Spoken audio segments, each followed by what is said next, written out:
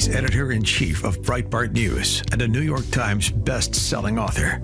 And on this podcast, he brings deep research, prescient analysis, and world-class guests. He's Alex Marlow, and this is the Alex Marlow Show. Welcome to the Marlow Show. I'm Alex Marlow, and I'm really glad you're here. I'm glad I'm here. One of those Mondays where I kind of wanted the work week to get going. I have to admit, I love my jobs, all of them, the writing and the podcasting and the editing at Breitbart. But one of those weekends that I was kind of cool when it came to an end. It started off on a great note. I had some great hits on Friday. I was on Mark Levin show. I was on the BBC, which was really fun because it was sort of a light debate segment, which I'm trying to get them to put that online. The Levin app is online. It's on all my platforms, so you can find that anywhere. And that's always a blast. His show's so big. And then we did a celebration for Master Marlow Jr., who's doing particularly well at school. And then the weekend ended with Master Marlow Jr. blowing chunks all over the floor at a shopping mall and then being a menace at church. And you know, he's an amazing person, but also apparently causing a scene at a restaurant while Mrs. Dr. Marlow and I were on a date, and I heard about that. So I'm happy to get back to work. Happy to be back to work, and there's a lot to do. Busy work day. I'm on Hugh Hewitt's show, and I will tell you, we just taped it. Just taped it a minute ago, and it comes out. It'll be out before this show is out. And Hugh is a constitutional attorney and professor, so his interview on breaking the law was one of the best, I think, of the interviewers. It also was long. He went almost a whole hour with me, which is fantastic. And he's so gracious and kind and has been so supportive of the book. Really means a lot to me. And you will really enjoy it because I do get into some stuff that has not been my go-to bread and butter talking points during the book tour. So even if you've been following my stuff, I think you will enjoy that quite a bit. And some other big shows out there. Tudor Dixon podcast, that's out today, and some more. I'll keep you posted. A lot of good stuff happening for me and for Breaking the Law. It feels like it's getting some momentum, and I appreciate all of you who are contributing. By far my highest rated book yet, and the other ones do okay. So in terms of people like those books. But if you are inclined, it seems like it is. People are saying it's the best read of the three. So I don't know if I agree, but I know that, hey, that's what the people say. You can't be a real populist and deny stuff like that. We got a big news show today, and I will kick it over to my friend John Carney a little bit later. We talked to him for a bit about all things in the economy, the Fed, the very strange move by the federal government to purchase a portion of Intel, and why neither Carney or I are too negative on it, why we think there is some brilliance to the move. We get into some of that. Plus, he was just out in LA, and we talked a little bit about how crazy it is to try to live in California and even vacation in California. So there's some fun dunks there that you'll enjoy. So we got that for you later. But first, let's run through the news. And I will say my podcast on Friday, where I break down why the John Bolton raid was legitimate, is already one of my top podcasts ever in terms of views. And some of the platforms, YouTube is just going bananas on YouTube, which is great. So it'll be about 11,000 views there, which is, high for me in that platform. I'm starting from scratch. So, one day it'll be millions, but for now, that's a good number for me there. And so people are liking that show. And so I appreciate it if you check that out. And then still, I didn't convince everyone apparently with it, because you start seeing stuff like the Wall Street Journal coming out over the weekend saying that it's hard to see the raid as anything other than vindictive.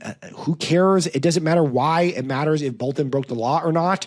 And I read you those quotes from the judges and all over my Twitter. I read them all over the show on Friday, so you can check it out. My full explanation of why the raid's legit. But the judge had indicated that there were likely classified materials that he probably shouldn't publish. He was going to stop him from publishing it, but he indicated he probably shouldn't and could even be criminally liable. It's unlikely that, yet the Wall Street Journal writes, it's unlikely that Mr. Bolton broke any laws on national secrets, and he certainly didn't share any with us over our long association with him. I don't know what the Wall Street Journal's association was with Bolton. And maybe Bolton didn't want to shop them the Wall Street Journal with his name on it. Like, I don't know. And the editorial page over there is not in control of all of the news reporters and who their sources are. But the judge himself indicated that there was a very good chance that Bolton broke the law, as I've been writing about, tweeting about, and sharing with all of you. And so you see how the lawfare superstructure really does include the establishment media. That's a point I've been making and will continue to make. So this is a particularly relevant point, that it is not only the legal the legal element, the superstructure is not just the DOJ and the law firms and the judges. It's also the media that goes to bat for people like Bolton, where clearly there is a precedent for these raids, and there's evidence from this judge that Bolton maybe did something improper. The journal concluded the real offender here is a president who seems to think he can use the powers of his office to run vendettas. We said this was one of the risks of a second Trump term, and it's turning out to be worse than we imagined. But then how do you explain the judge suggesting Bolton could be divulging classified secrets and shouldn't do that? That was the federal judge, and Julie Kelly notes on Twitter, not a friend of Trump, but saying that the memoir did contain national security secrets. So he didn't block it, but it didn't mean that it was necessarily a good idea to put it out. Anyway, not to mention, the judge doesn't also review probably the final version. I mean, these things, I know this from the editing process, is that a lot of steps happen simultaneously. And I know this at Simon & Schuster. We have the same publisher as the legal vetting and the copy editing and the fact checking. Some of this all going on at the same time. So it's just the Wall Street Journal just feels like they have to just poke Trump. And it's just a reminder that if you want the real news, real truth, Breitbart News, The Marlow Show, that's where to go. So it did remind me of this clip of, what's his face, Ken Martin, who is the DNC chair, because the DNC is kicking off a festival of sorts where they have a big gathering in Minneapolis. And here is Ken Martin doing a press hit ahead of time, and you guys got to check this out. Should shut the government down if the president continues to use the Justice Department to go after his enemies, or if he keeps National Guard troops in the street. Yes, you have a fascist in the White House, and that requires us. We cannot be the only one playing by the rules with the hand tied behind our backs. That old playbook, the norms that, used to have guardrails on our democracy and protect all of us in this country, that doesn't exist anymore. We've got to throw that playbook out the window because the Republicans have. We cannot be the only party that's playing by the rules anymore. That's why I said this isn't your grandfather's Democratic Party where you bring a pencil to a knife fight. We are bringing a bazooka to a knife. Well, let me read from Breaking the Law to Ken Martin here. So one of the things I tracked in the book was, of all the 6 major cases against Trump, all of them included novel interpretations of the law. And let me read from the book. In order to legitimize their political objectives, in the Stormy Daniels case, the court invented a new type of fraud that had never existed. It is exceedingly rare for a Manhattan DA to even bring a falsification of business records charges. And it was previously inconceivable that a payout to keep a scandal out of the news would be considered some kind of an election crime. The E. Jean Carroll case extended the definition of defamation to merely defending yourself against charges that appear to be entirely bogus. What's more, the arbitrary and extreme nature of the fines themselves were, in a word, novel. In Georgia, Fani Willis's case extended the bounds of RICO, and Jack Smith ferociously prosecuted Trump for a common violation that had traditionally been treated like a minor offense. This is beyond show me the man, I'll show you the crime. It's you show the superstructure, the lawfare superstructure, the man, they'll invent a new crime with which to charge him, then apply a ludicrously large penalty to it. So, of course, absurd, acting like Democrats play by the rules. They don't care about democracy. They rig their own primaries. They try to keep the standard bearer of the other party off balance. They try to throw the standard bearer of the opposite party in jail. This is well established, and they certainly don't abide by any rules. They completely invent new rules in order to fight Trump, and that's what they do. All right, I got more from Martin, who, check this out. This is how he opens up this Democrat confab in Minnesota. Check this out. Lindy Somek, who is from the Saginaw Ojibwe Nation, and she's going to deliver our land acknowledgement today. Lindy.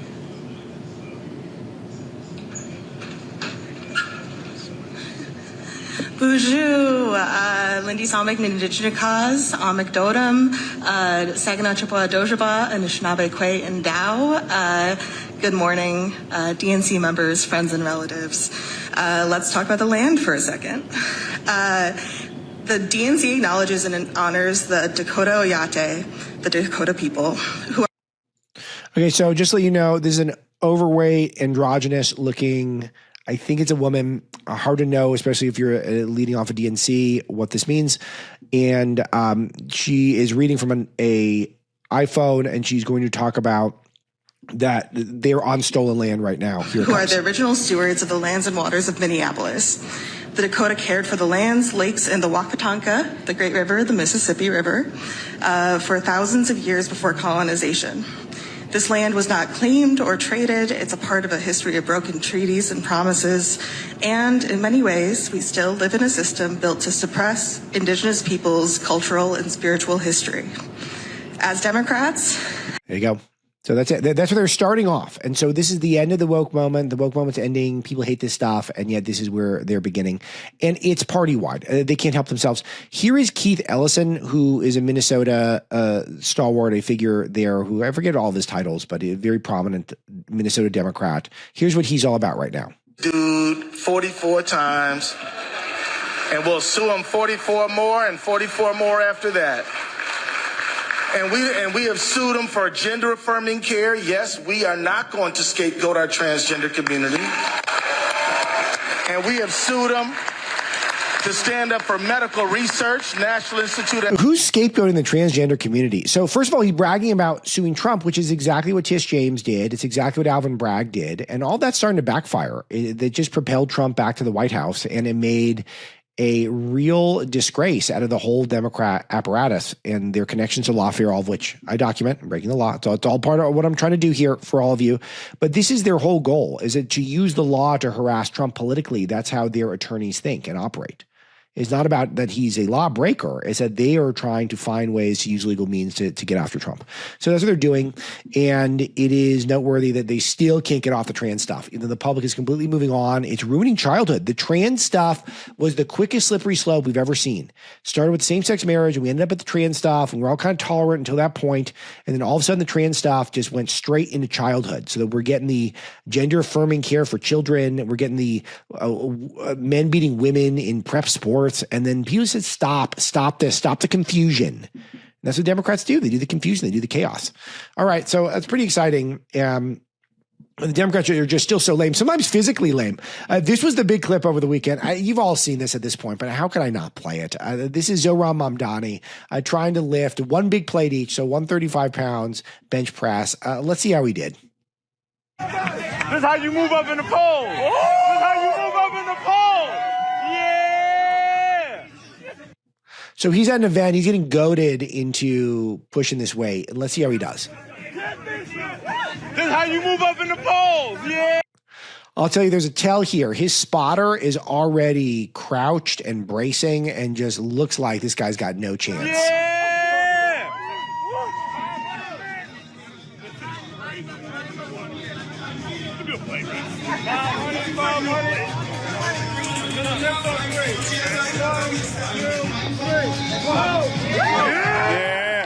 Weight goes up. Let's go. The spotter's lowering it for him. Okay, so the spotter's doing all the work. Let me get three. Yeah.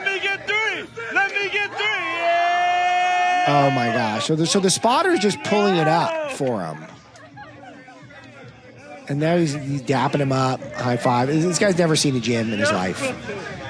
Which is okay. I mean, it's not, maybe he can be a great mayor and not go to the gym. But why would he do this? So he's got roasted all over the internet. So it's they do not have alpha energy. They just don't. I just don't know why we do this. It's like a really unforced error. He just got pushed into it, and then he can't lift the weight, and the spotter's doing all the work. And you knew the spotter was going to do all the work, all on camera. It's not a show of leadership or masculinity. It's just such bad politics, because if you have a weakness like this, you don't let your opponents exploit it, right? And that's a tell that maybe he's not that good. It's I don't know. He's just not very good. Has not a lot of weight. I think I'm not Mr. Bench Press guy, and I'm not Mr. Bragg about my weightlifting prowess, but I think I was able to do that weight as a junior in high school. So, I mean, you would think a 37-year-old man could do that. So, all right, cool. Let's see what President Trump is up to. This is the fun stuff that's going on right now. So Trump has a lot of executive orders. I'll start with one that I don't love. We'll just go in the order of the way that Misty has pulled them for me. But I don't love this one. Let's hear from President Trump, and then let's see. I'll give you my take. What the executive order does, sir, it charges your Department of Justice with investigating instances of flag burning and then where there's evidence of criminal activity, where prosecution wouldn't fall afoul of the First Amendment, and instructs the Department of Justice to prosecute those who are engaged in these instances of flag burning. And what the penalty is going to be, if you burn a flag, you get 1 year in jail, no early exits, no nothing. You get 1 year in jail. If you burn a flag, you get, and what it does is incite to riot. I hope they use that language, by the way. Did they? Yeah, incitement is incite to riot, and you burn a flag, you get 1 year in jail. You know. Okay, so here's my take on this. I'm a free speech guy, and I thought this was asked and answered by the Supreme Court. It was a close rule, 5-4 rule, and I don't forget what it was, but this is ringing a bell a little bit to me. And if that is the case, then I'm fine with Trump raising this issue, challenging the norms. Let's see what they say now with the modern Supreme Court. But I thought this was one of these things where we accepted that this was legal and is not a good look. It's bad. Inciting a riot always bad. So if that's a addendum to it. But again, I like to preserve my free speech rights because of the slippery slope factor. That said, that I'm not going to die on this hill with the flag burning, because people who are here, we've got this culture now where we give a lot of leeway for people to hate America. And given our current immigration system, where we import people into the country via our endless amount of visas, and then they protest our own country, and then they desecrate our own country in different ways. And we're very tolerant of that. And if Trump wants to get a little less tolerant of that, if he can do it by legal means, I can tolerate it. But this is not something that excites me. But I always am cool with him thinking, well, why don't we have this discussion? Is this really legal? Let's test it. And You're in jail. You don't get 10 years. You don't get 1 month. You get 1 year in jail, and it goes on your record. And you will see flag burning stopping immediately, just like when I signed the Statute and Monument Act. 10 years in jail if you hurt any of our beautiful monuments. Everybody left town. They were gone. Never had a problem after that. It's pretty amazing. We stopped it. But this is something that's, I don't know, in a certain way, it's equally as important. Some people would say it's more important, because the people in this country don't want to see our American flag burned and spit on. We don't. But also, we do like to make sure free speech is protected in case Trump is ever not president again. And I don't want to see that slippery slope erode too much. So, all right. So we get the picture. So, all right. So Trump was cooking J.B. Pritzker, who is the governor of Illinois, is going to run for president despite his terrible record. Let's hear some of that. We want to go from here to other places. But I was telling some of the people that in a certain way, you really want to be asked to go. You know, I hate to barge in on a city and then be treated horribly by corrupt politicians and bad politicians, like a guy like Pritzker. He had to spend more time in the gym, actually. This guy is a disaster. Gavin Newsom's a disaster. Yeah, they have bad records, and Pritzker is very heavy. He doesn't need to be this heavy. Like, I don't know what his deal is. He's got an infinite amount of resources. You've heard of the fat shot. The fat shot. He get the fat shot. He can hit the gym. And just it is an interesting mentality that he is comfortable being a public person who's morbidly obese and he wants to lead the country. Is just not for the moment. I mean, because he's particularly obese. Like, he's really, really, really, really large. And for someone who can't control themselves in this regard, to ask to be the leader of the free world it's just not of the moment. I'm not saying that there aren't a lot of really amazing people who I admire, who share my politics, who can't stay in shape and struggle with it. But it just feels like he's got to be the biggest American politician in terms of fatness, just like sheer fatness. He's the fattest American politician, right? Though make him president, it's far-fetched in the era of the fat shot. He should get this straightened out. Just go to the gym, eat a little less. Let's see what happens. And Trump should make fun of him. It's fun. I like it. We got to make fun of these guys. They deserve it. All right, we got some more. Let's play some more. President, is the Pentagon, and maybe the Secretary of Defense can weigh into, is the Pentagon preparing for military deployment to Chicago? And with what you said there, are you waiting for the government? We're ready to go anywhere. Okay, so we're talking about what we discussed on Friday's show, which is that next up for Trump in terms of cities he's going to police, or is going to be Chicago, at least is top of mind for him. And the D.C. crackdown is going great. Murders are non-existent now in D.C. And more importantly, he's now baiting Democrats to say all sorts of stupid stuff. We had a great, really fun lead layout at Breitbart.com over the weekend that I set up of Wes Moore, governor of Maryland, who is the latest to back D.C. criminals. And his complaint is it's too expensive because it costs $1 million a day So law and order is not worth $1 million a day in DC for Democrats. That's where their head's at, is that they see it as purely an economic issue. This is something that, hey, look, if we keep policing the city like this, it's going to cost $1 million a day. Well, first of all, we got a $30 trillion, we have a $30 trillion deficit. So clearly these people don't care about money. They're not good stewards of money. And if we had money, wouldn't this be the place where you spend it? Law and order. Wouldn't that be a good use of government funds? Not just, if you want to look at stuff we spend $1 million a day on. I mean, how much green nonsense do we spend it on? How much it gets wasted in our school systems with the Department of Education, and the fact that every dollar that's spent on a child, half of it goes to a bureaucrat. Like, why is that so good when you've got a city that's lawless chaos? So from my vantage point here, I think that it proves the rule that this is kind of cheap. So, but every candidate who could run in 2028 has to run to the left. That's part of what's going on.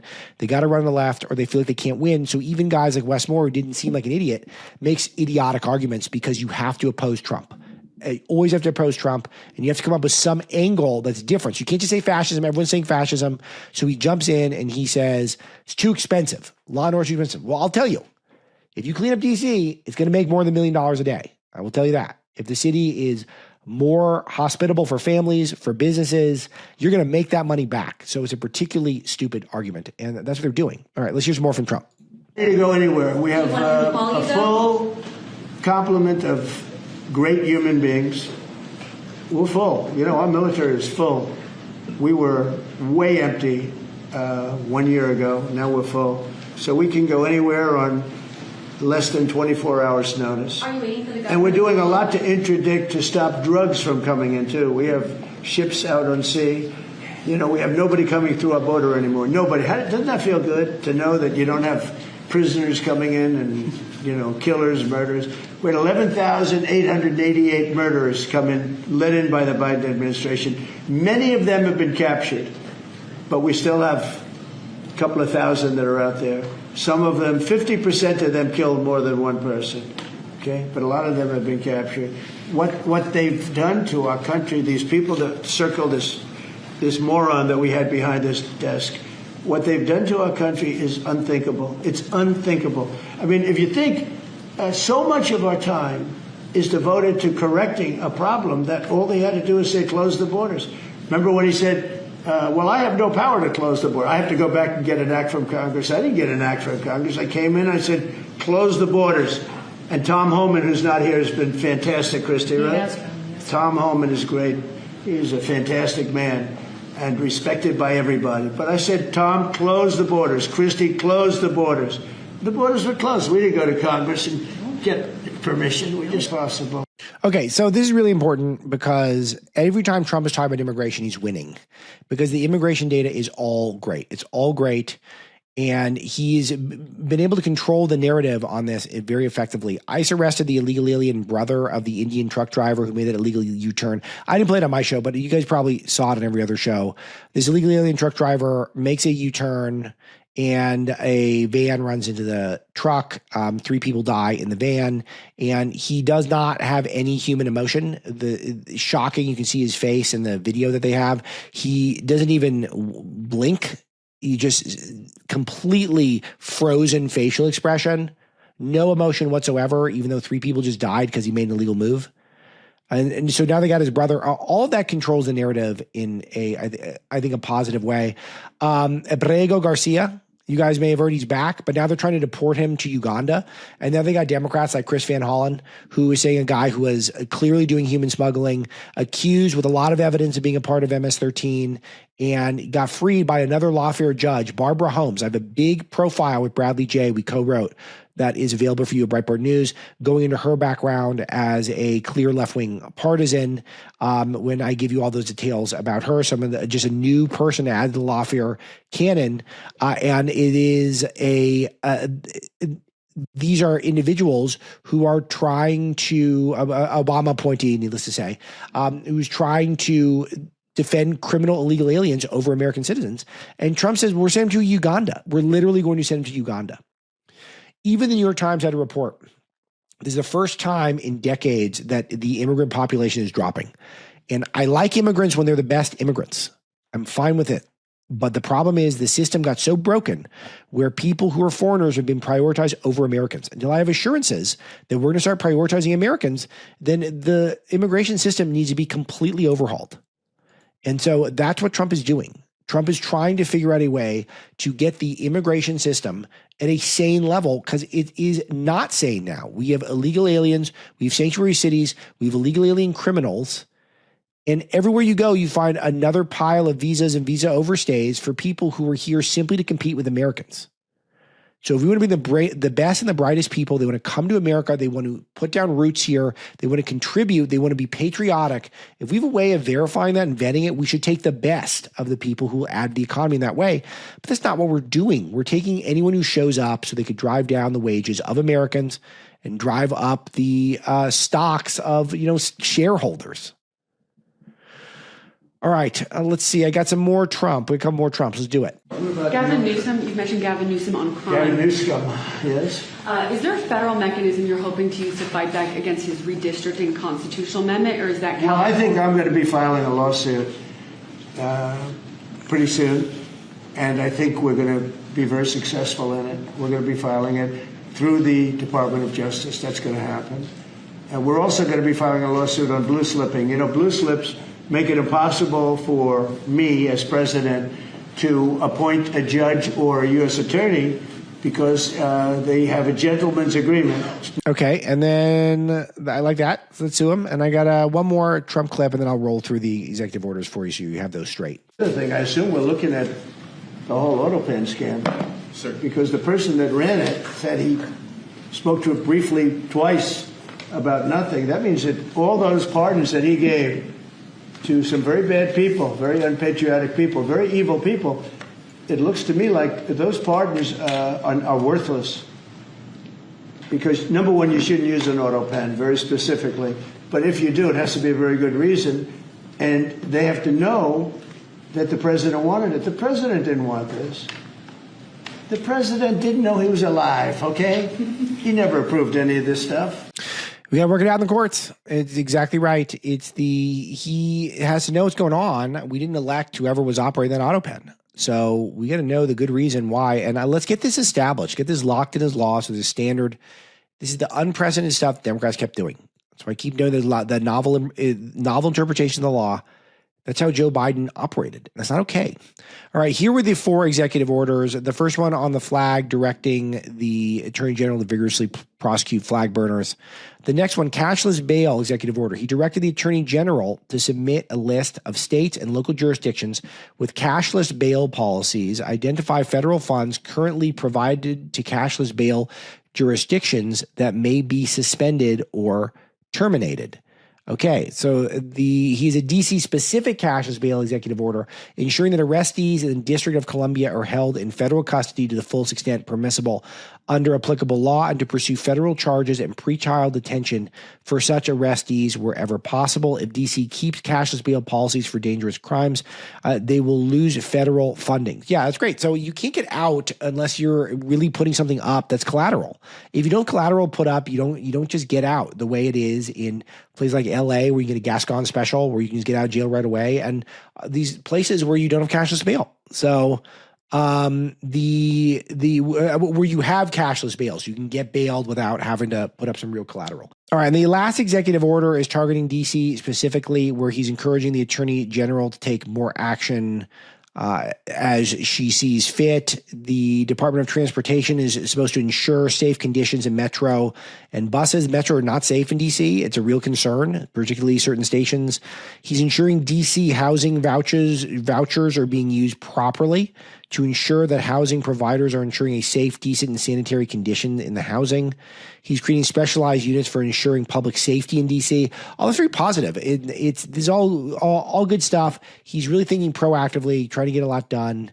And Will Scharf, who is a star of Breaking the Law, you can see him on the screen. Whenever he comes out, those executive orders, generally good stuff is happening. All right, so good stuff from President Trump. There's a bunch of other stuff I want to get to, but I want to bring in Carney. So let's do that, and we'll be back tomorrow with another great show. And let's turn it over to my conversation with John Carney about the economy. You can get a good cup of coffee a lot of places, but a great cup of coffee, that is special. And when you have it, it becomes just a part of your routine that you absolutely love. And for me, that routine now includes Crockett coffee. They got the dark roast. That's my favorite. They got a mild, they got a light, they got decaf, they got a mushroom organic blend, they got K-Cups. This is a product that is roasted in our nation's heartland, so you can feel just like a settler or like a tired podcaster and writer. Whatever it is, it's a delicious cup. And there's also some great people behind it. Buck Sexton and Clay Travis founded the company, great broadcasters, friends, and people who really know coffee, clearly. And they also donate. They give back. As part of the proceeds go to Tunnel to Towers Foundation, reminding you that the people at Crockett Coffee, they never forget.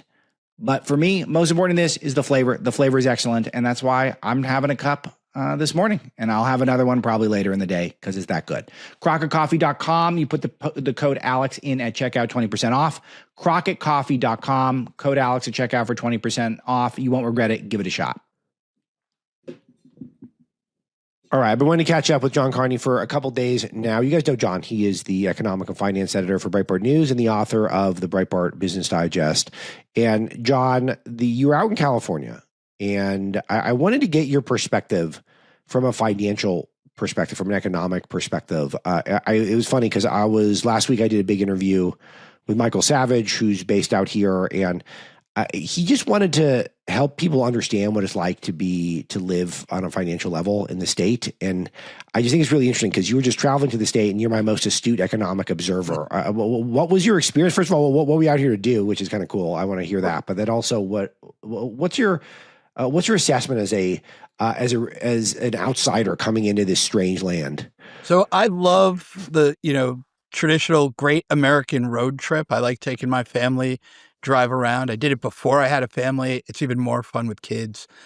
So we drove from LA up to the Sierras and into Yosemite and then into San Francisco, up to Muir Woods, down the coast. So did a sort of, whole tour, California, show my kids the West Coast, or at least, part of it. So, of course, the thing I noticed the most was the extraordinarily high level of gasoline prices in California. Yeah.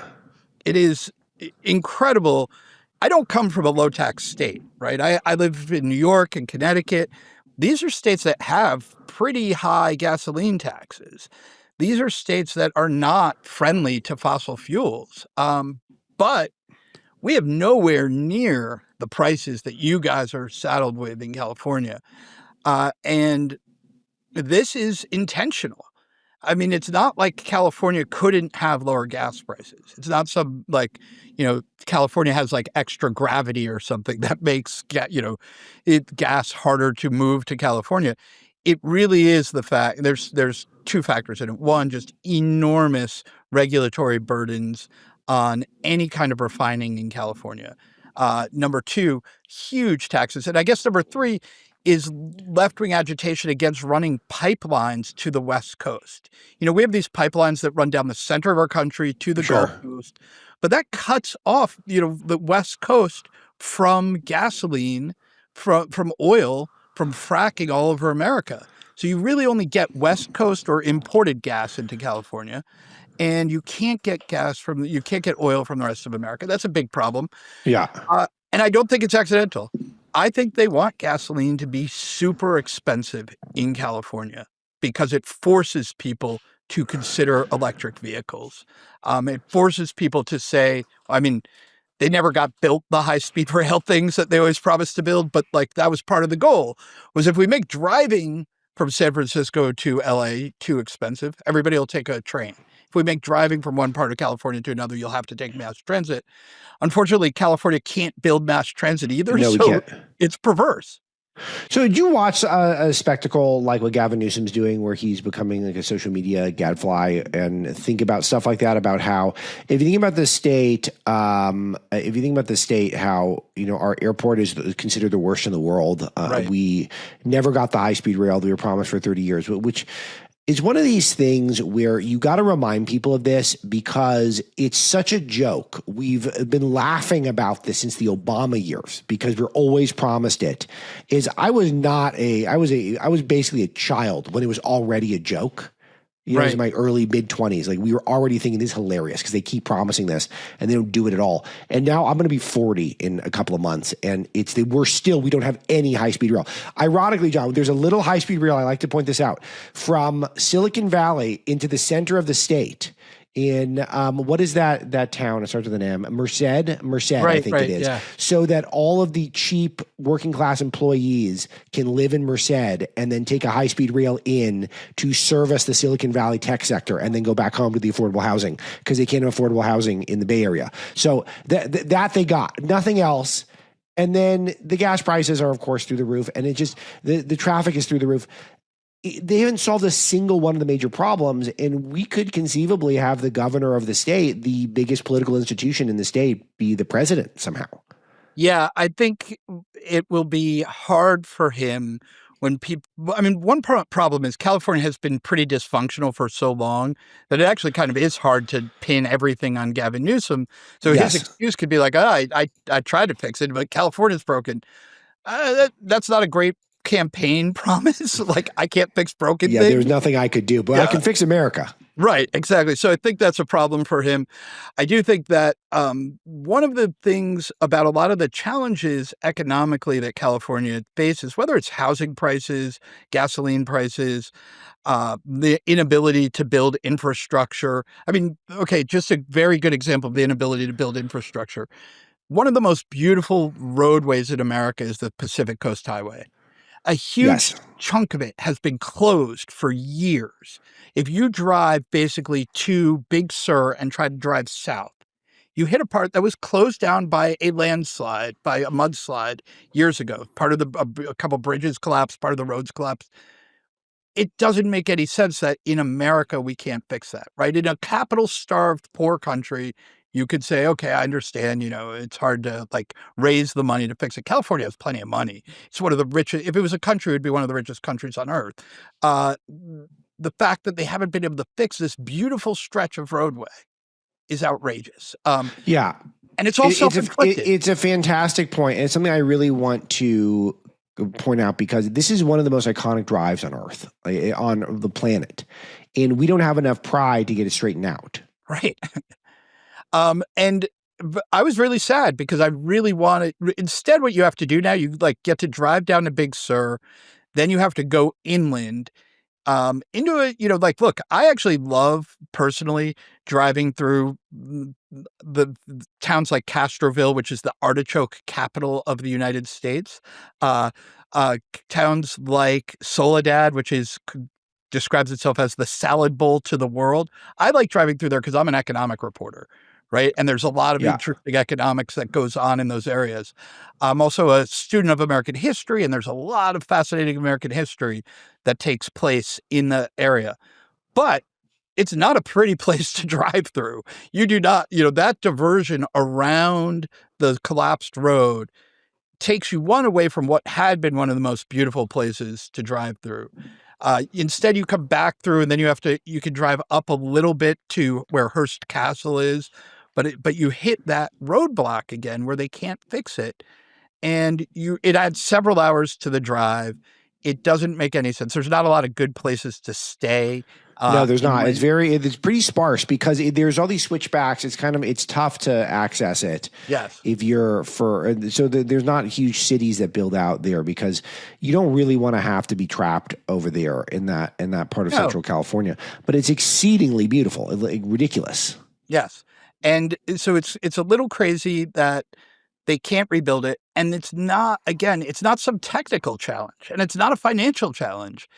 It's literally a regulatory challenge that they cannot get out of the government out of the way of fixing it. And you think about it, the liberals used to be good at building infrastructure. They built the Hoover Dam. They did the TVA.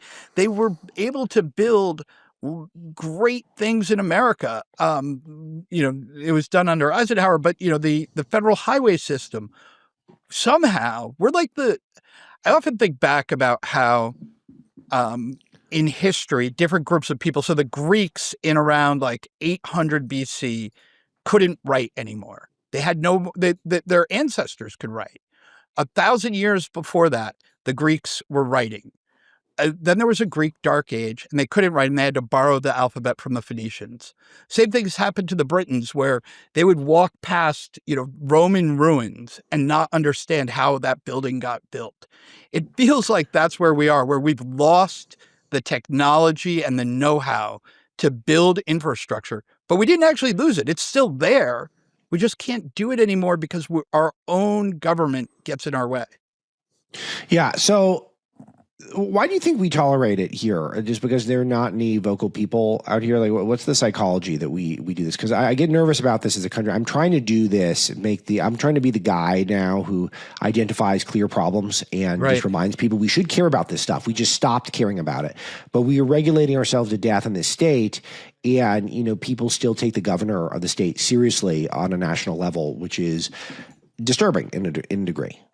I think one of the reasons it's gotten here is because people really, when asked about any one given issue, oh, but what about emissions? Okay, yeah, we can't fix roads because that will encourage emissions, right? What about minority participation in road building? Okay, that's right too. So in other words, people may agree with the big idea. Yeah, we should build roads better. We should build the highway better. But when asked each particular part, they agree with the things that are stopping it. So therefore, nothing gets done. What you really do need is like a kind of visionary leader to come forward and say, okay, as you were saying, here's the problem. We need to push aside a lot of these issues so that we can get the big things done. If we let the little things stand in the way, and we all can say, yes, I agree there, we need less pollution and we should be fair to everybody and all of that. But if we let all that stand in the way, we're not going to get anything done. And that's what's happened. Okay. So, let's move ahead here. And I want to talk about what we can do to unleash energy independence, because it's really important to understand this. The gas prices, I'm not just thinking about the gas prices. I'm thinking about if we're going to win an AI arms race against China, like we need to have gas and we need to have all energy cheaper.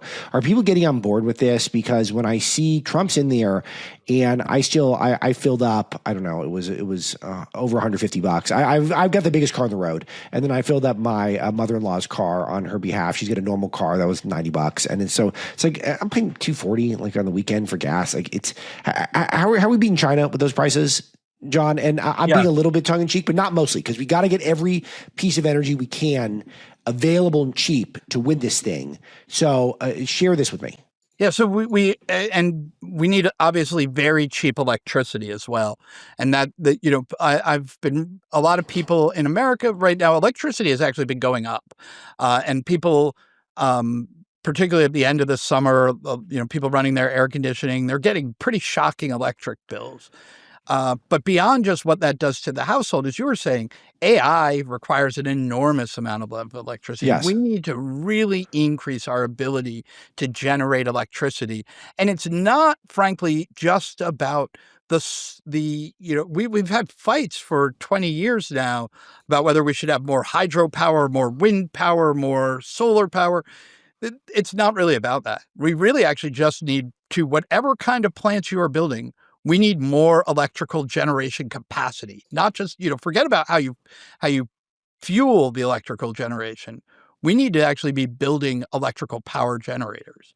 We need more of them. We need them to be more efficient. And frankly, that probably means we need to be willing to use more fossil fuels. Probably not coal. I get it. People really don't like what coal does, and trying to make coal clean is difficult. But we absolutely, need to have natural gas. We cannot rely just on solar. We will have to continue to use coal for quite a while. And I am a skeptic of nuclear energy because I worry about the, potential terrorist attacks on I lived in New York when terrorists flew planes into the World Trade Center, and I worry what happens if you fly a plane into a nuclear power plant, right? Like this could be a very bad thing. But we probably need more nuclear energy as well. So we need to, as you said, have energy abundance as a goal of national policy. And again, just like the roads in California, not let other lesser concerns stand in the way. we have to prioritize that as one of the number one things we need to do, and frankly, evaluate all other policies on whether or not they are interfering with it.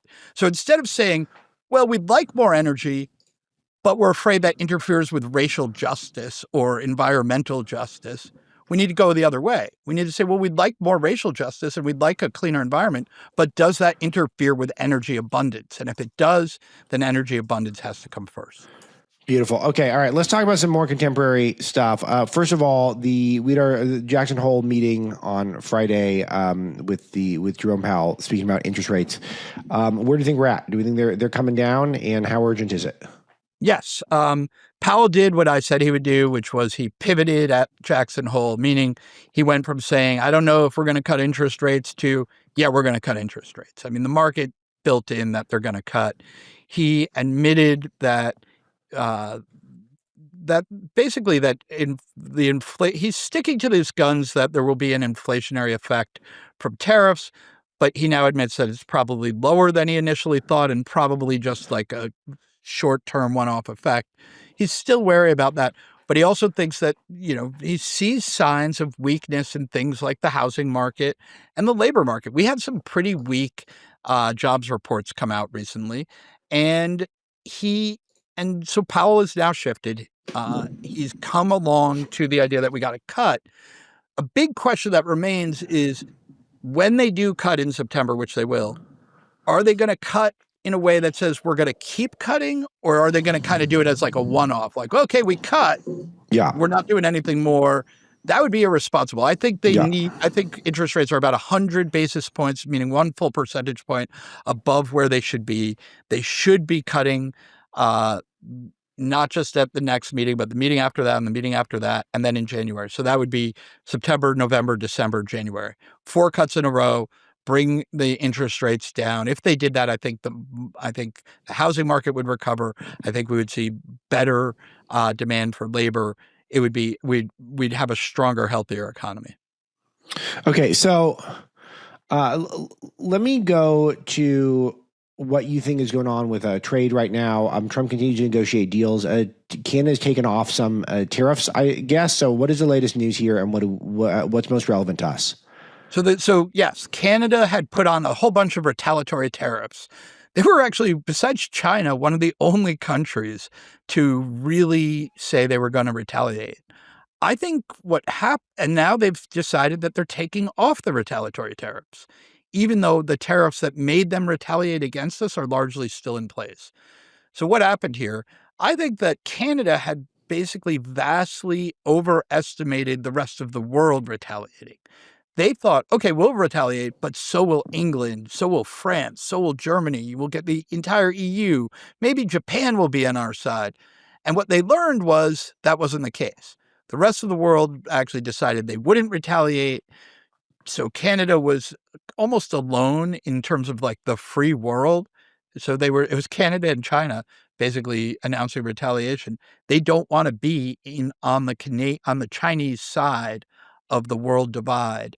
And so Mark Carney, who ran as somebody who was going to retaliate against Trump, has now said they're not going to, and they're taking off the retaliatory tariffs, which is great because that's exactly what we said would happen. We said the rest of the world won't retaliate. They miscalculated, and they had to walk it back. Okay, so I think that's great news. And how do you feel like overall we're doing here? Because I want to understand something that's really important. Are we in an inflationary moment? This is the big question right now. Are we having inflation right now that is beyond what you've expected? And what does the data really suggest? What are the trends suggesting? Yeah, I don't think we have a lot of inflation. We had a little bit of an uptick in year-over-year inflation, but on what are we in the 8th month of the year? If you 8th month rolling basis, inflation is actually quite low month to month. There's some residual effects that go back, base effects they call them, because inflation was low a year ago. It looks a little higher now, but I don't see any sign that tariffs are causing inflation. Most of the inflation is still coming from the services side of the economy. It is possible we'll still get some increased prices in the services side of the economy, in part because we are doing things to restrict the growth of the labor market, but such as deporting illegal immigrants. But I think that there's not a lot of inflationary pressure. And in fact, the tariffs are probably helping rather than hurting because they are raising billions of dollars of government revenue, and taxes actually tend to diminish inflation. There was a study out that I saw, and I should have pulled it up. I was irresponsible, but it looks like now there's some serious prognosticators projecting that the tariffs could really reduce our debt, or at least our deficit, over the next 10 years. It feels like they're revising those numbers in the right direction. Did you catch wind of this? And do you feel like that this is something that's particularly? It feels like something we should be touting if it's true. It's true. So yeah, Philip Schwagel, the head of the CBO, the Congressional Budget Office, nonpartisan, not a Trumpy at all, frankly. Doesn't like tariffs. Put out a blog post on Friday, I believe, that was a revised estimate of how much money we're going to make over the next 10 years. And it went up from like $3 trillion to $4 trillion. It's a tremendous amount of money that the tariffs are bringing in and are projected to bring over the next 10 years. Of course, I always say, like, nobody knows really what's going to happen over the next 10 years, right? Like, that's, 10 years ago, 2015, you'd ask, what do you think is going to happen over the economy over the next 10 years? Nobody would have predicted, Trump, tariffs, Biden inflation, like there's just too many crazy things happen. Sure. So I always look at the 10-year projections with a little grain of salt. But what they're saying is the tariffs are actually producing much more revenue than they thought. And this is helping hold down our deficit. This also means that we will pay less because we'll have a lower deficit. We'll pay less in interest. And so less of the money will go to just pay off the interest on the debt that we do issue. That in itself is a savings. It also probably pushes down interest rates a little bit. So tariffs are having a very positive effect. I think one takeaway from that is that the tariffs are here forever. Democrats may hate Donald Trump. They might want to run against his tariffs, but they will not be able to, because that will be scored as dramatically increasing the deficit if they do that. Okay, John, last one for today. So the U.S. is buying 10% of Intel. It seems like an odd move. It seems a little socialisty, but then again, I feel like the whole economy at that level is socialisty anyway, because all of these all of these major corporations now are essentially operate at the will of the government anyway. Once you hit a certain level, particularly, it's providing a lot of technology. So I guess it rubs me the wrong way initially, but I don't know how much this day and age. And tell me where we're at on this from a populist nationalist perspective. I share your wariness of it, at least at the initial level. Oh no, the government's buying an equity stake in a private company. The problem is the money was already going to Intel. Precisely. This isn't new money being introduced. It's not new spending happening. And so a question is it more socialist just to hand the money to the companies and say, that's it, you get the upside? Or is it less socialist to say, we're going to actually require an upside, that part of the upside gets to come back to the taxpayers? Neither of them. Isn't that sort of genius? We subsidize all these companies anyway, and then we rack up debt, and then why not just, if they do well, can we get a little bit of return? Well, let's get 10%. We don't get the whole return. We get 10%. I mean, there's a slippery slope argument, obviously, but when you trust the guys in power, that's less important. Look, I get that people say, oh, but, someday the Democrats will be in charge again, and they will. And what will they do with this, equity stake? I actually don't think there's anything that they could do with it that they couldn't do already with the grant power. Remember, they were already tying the grants to all sorts of woke initiatives, like you had to have transgender bathrooms in your company if you wanted to get a CHIPS Act grant. So I don't think that this is an expansion of government power. I think there are two kind of mirror image problems I'd be wary of here. One is that we actually want the government, when it's doing these kind of investments, oddly enough, and this will sound weird, not to seek the highest return. Meaning we don't want them just to go buy NVIDIA stock because, that they think it's going to go up a lot. Right? We don't want the government to become a smart investor, in other words. We want the government to invest in things that are national priorities that may need the money. So I don't know if, for instance, investing in rare earth mine is going to be particularly profitable. I think actually it might lose money because China will attempt to bankrupt it, but I think it's a good idea. So the problem with buying an equity stake is it may confuse people into thinking we should be investing like you or I would invest, which is, make money. We want the government to invest in a way that maximizes the national interest, not just make money. And then two, you also want, and this is like the flip side of that, if the government does something bad, you want the government to still pursue them for their wrongdoing. If they racially discriminate because of their DEI practices, you don't want the government to say, well, we can't sue them because ultimately that will hurt our investment if they have to pay a penalty.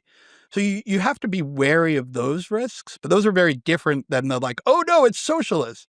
I really don't think, again, I've read a lot of socialist writing. None of them were about, we'll have the government take a 10% stake in a publicly traded company and not have voting rights. That's not what socialists are. Also, Intel, it's an interesting test case because, if this was Amazon or if this was Google, it may be somewhat more complicated in a way because there's so much baggage when it comes to their politics. And right. Intel feels like it has less. Maybe there's some, but it doesn't ring a bell immediately, if you know what I mean. Far less. And frankly, it is important to have the government has done this sort of thing before. Actually, under the Ronald Reagan, the government got behind efforts and did matching funding for building chip building capacity in the United States. So this isn't, I saw a lot of people be like, Reagan would roll over in his grave. Yeah, he'd roll over in his grave to give us a thumbs up because this is exactly the sort of policy that he did. He put on tariffs and his Defense Department actually funded manufacturing for chips. It's the idea that we should only have a free market decide this is a bad idea, particularly when we are competing against non-free market societies. Yeah, exactly. And we're not a free market society at that level. It's just not. And this is a much longer conversation at a different day. But it's just the nature of the beast is that there's a certain level. If you produce certain products at a certain capacity, then it no longer becomes a free market type system. And anyone who's in denial of this is a real split, John, where I feel like the conservatives I grew up reading versus the type of conservative I became, this is just a huge divide. Yeah. Is that I feel like we're living in the real world and some of them are just living in a fantasy world. Yeah, look, the government is a huge participant in Intel's business, even beyond, as you were just hinting at, all of the grants and all of the loans that it does, because it is a huge buyer of Intel's technology. And so it has a huge influence no matter what. The idea that I really don't see the government's influence increasing because it owns an equity stake rather than makes a grant or loan. I think that I've asked this from a number of people, and I've asked it probably 20 times today on X. Okay, show me why it's more riskier to do it this way than another way.